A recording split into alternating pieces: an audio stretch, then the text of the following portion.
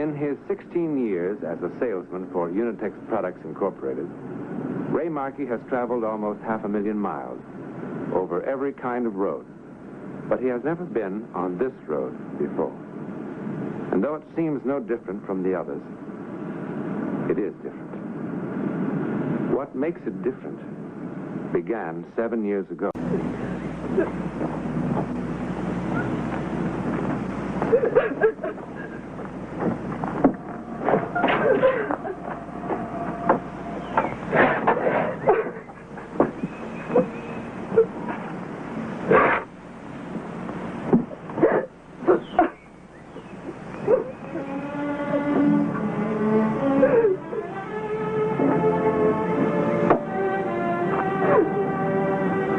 There were 4 in the Ellis family only a day ago.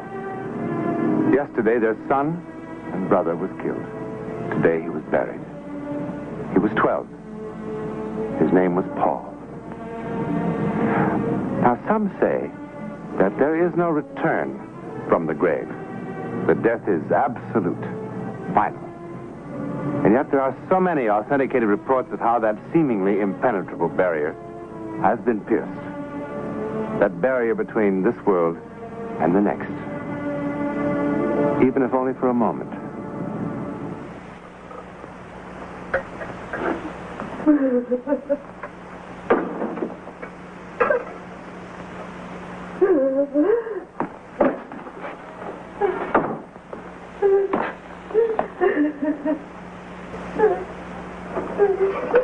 That's enough crying.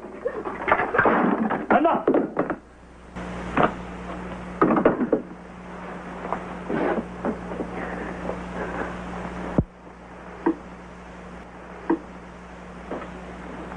Sally, I never hit you before because I never believed in striking a girl. No. You stay out of this. You don't hurt her now. There's been enough hurt. She's as much a child as he was, and she's all we got left now. Because of her.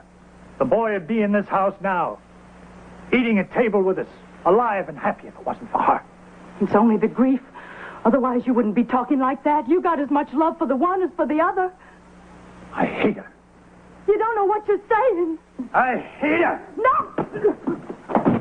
He was my son, too. And he was her brother. And if your eyes wasn't shut with pain, you'd see what it is she's going through without your touching her. You got no call to hit her and rail at her and make her feel meaner than she does. You ought to soothe her now and give her some of your strength. That's what you ought to do. You got no cause to be so unjust. I wish she was dead, too. Then there'd be justice.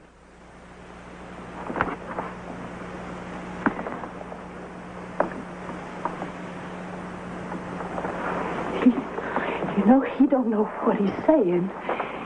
He's just not himself now. Sally. Sally.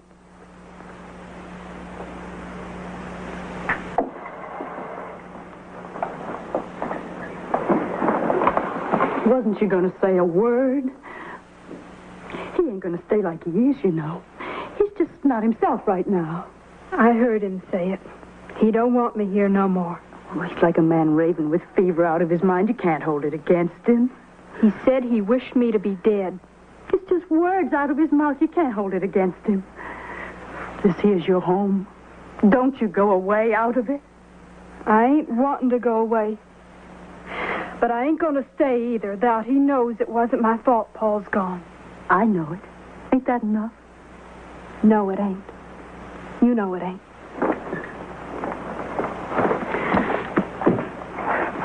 I'm asking you to stay, Sally. I'm asking you for me and for him both. If he asked me to stay, I would. Paul?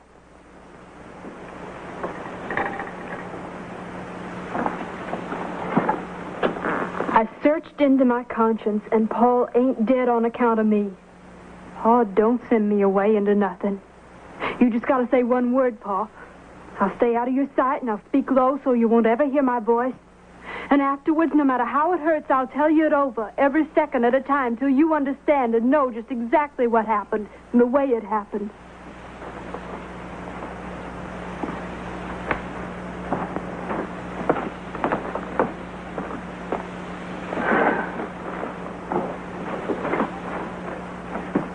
you have in mind to go? I'm going to take the bus somewhere. Where will you be? Will you write me? It'll be like I was dead, just like he wants. Supposing I want to reach you. You put an ad in the newspaper letting me know. I'll call if you need me. Will you look to see it? I'll look. Every day. I got to go now, otherwise I'll miss the bus.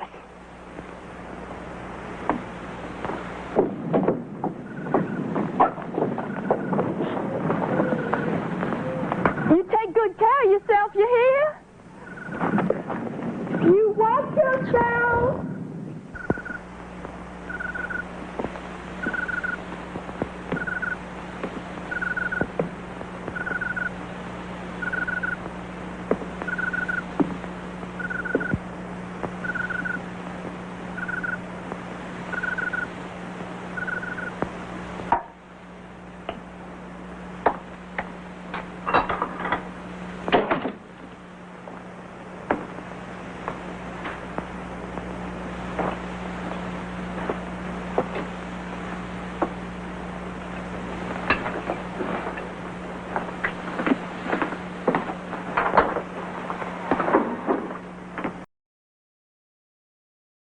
I telephoned in to the newspaper today. I told them to put it in that we want Sally to come home. I told them to put it in that her father needs her. Now, that's the truth. Whatever else you say, that's the truth.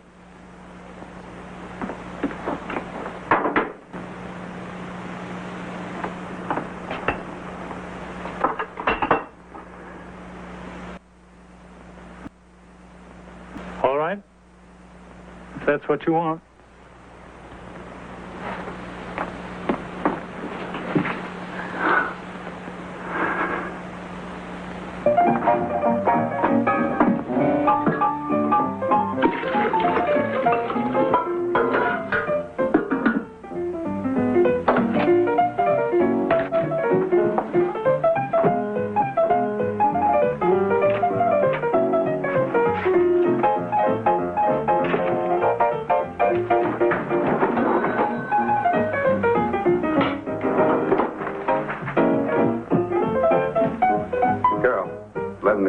Should be up pretty soon.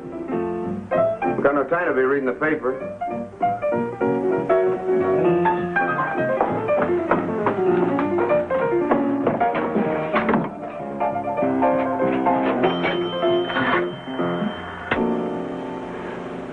Long distance, please. I want to make a call to Tinsville, to Mr. or Mrs. Ellis, 645 ring 3.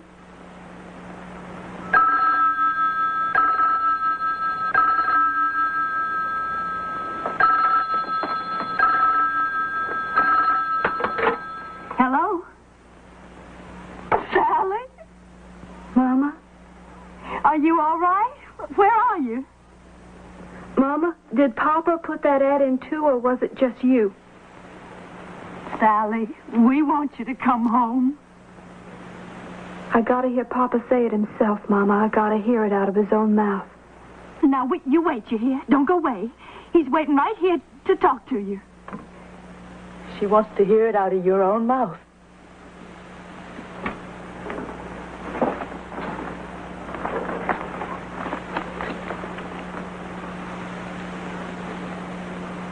Sally? Papa? I want you to come home. Please.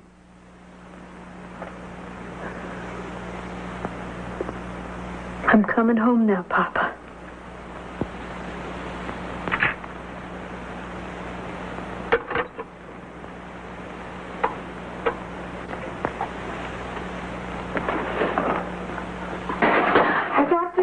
Can I please have my salary that's coming to me? Well, you mean you're going to walk out on me just like this in the middle of the night? I have to go back home now. Well, where do you suppose I can get somebody to wait counter this time of night? I'm sorry. I genuinely am sorry, but can I please have my salary that's coming to me? Payday's Friday. You got 3 more days. I need that money for bus fare.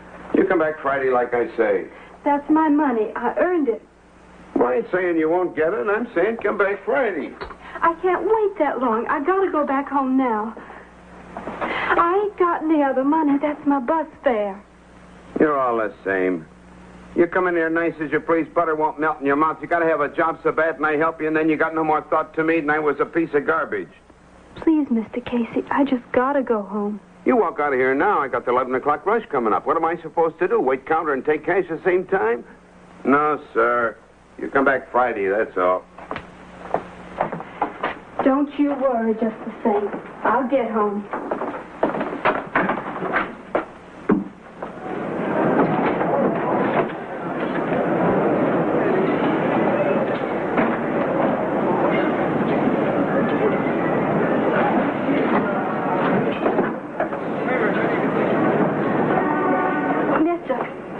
Mister, are you going back towards Thamesville? I've used up all my money, otherwise I'd take the bus. I just gotta get home. I'm going as far as Parsons Corners. That'd take you right close to my house. You just drop me off the side of the road, and I can throw a stone from the road to my house. Well, all right. Get in.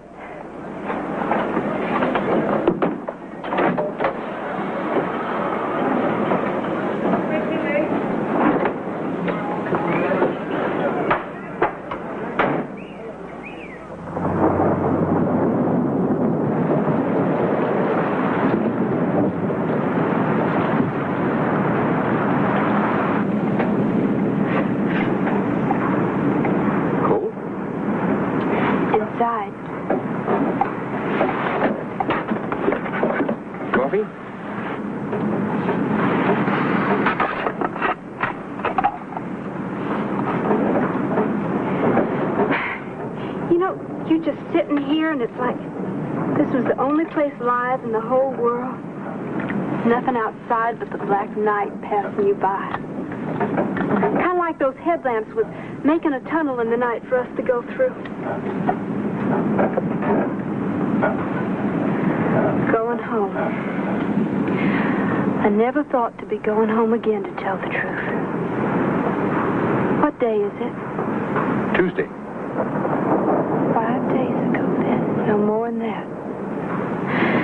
Seems longer. Every day, creeping along like a sick animal, moving, but not the way they ought.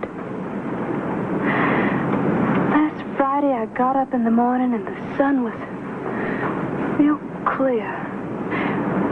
You know how the light is sometimes, kind of like you can hardly see through it? Not last Friday. Last Friday, you could see through the morning clear to the mountains. I got up out of bed and I said to my mama, Mama, I'm going down to the lake. My little brother Paul said he wanted to come too. I didn't really want to take him with me. I wanted to be by myself. I wanted to be selfish with my own thoughts. My mama said, you take your brother along or you don't go. He stuck his tongue out at me. And I hated him. I walked out of the house without looking behind me to even see was he there. We passed by the field where my father was working. My father called out to me, you look after your brother, you hear? The minute we got out of sight, I run off. Paul came behind me, running as fast as he could, but I always could run faster than him. I hid behind a rock, never said a word when he went by calling my name. Afterwards, I went down by the edge of the lake to sit there by myself. In a little while, I seen my brother Paul out there on the lake in an old canoe belonging to Mr. Lawrence. He waved to me. I made out I never even seen him. He stood up in the canoe to show off for me. It turned over. He never could swim. I swum out to him, but they never got him back till they dragged the lake. It was my fault, and it wasn't my fault. Well, you ought not to blame yourself for what happened. A thing like that could spoil your whole life. We'll be home soon enough now. Just around this next curve and a little piece more. It'll be all right again. As soon as my papa puts his arms around me, and I know he feels all right about me again.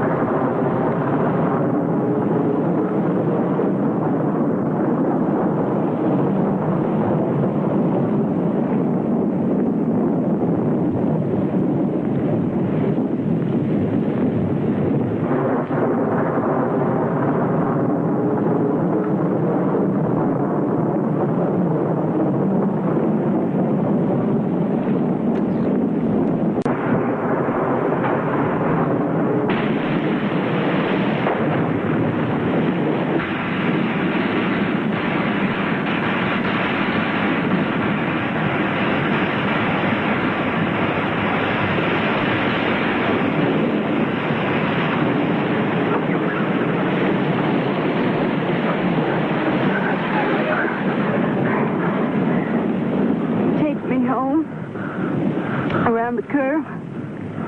Postbox. Ellis. They're waiting. Take me home. Around the curve. Postbox. Ellis. They're waiting.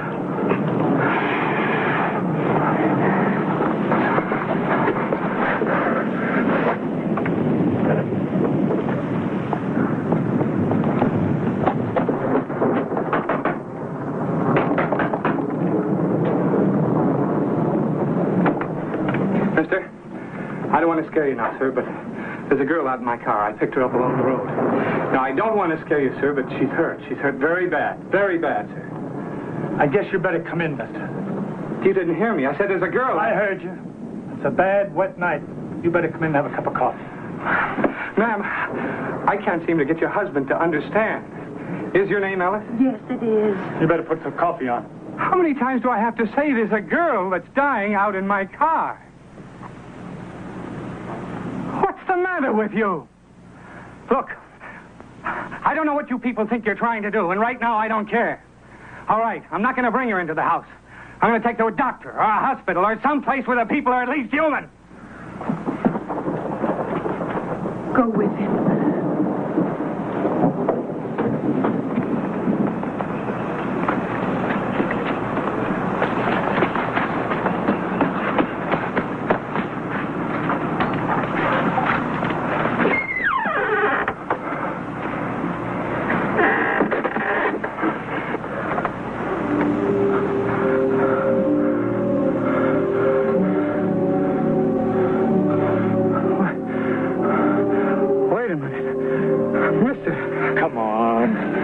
Back to the house.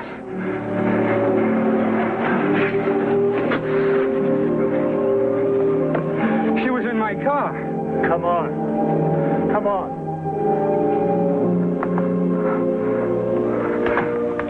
I saw her. She was in my car. I picked her up along the road. I carried her. Here, in my arms. Sit down. I would have been killed if I hadn't stopped for her.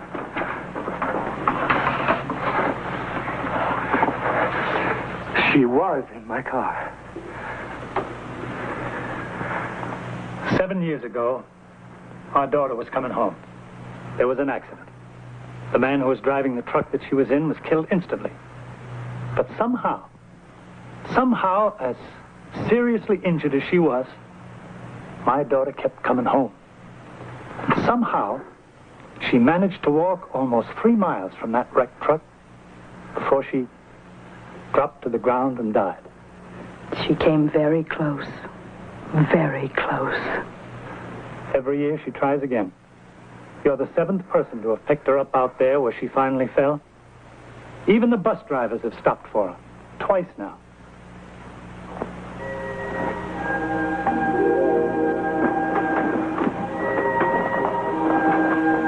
It was kind of you. So many of them just pass her by. It was kind of you to stop for her. She's always gone when we go out to the car to see. I wish there was some way not to leave her alone in the car when whoever's bringing her back comes to the door. I wish next time they'd bring her all the way home. If you see Sally,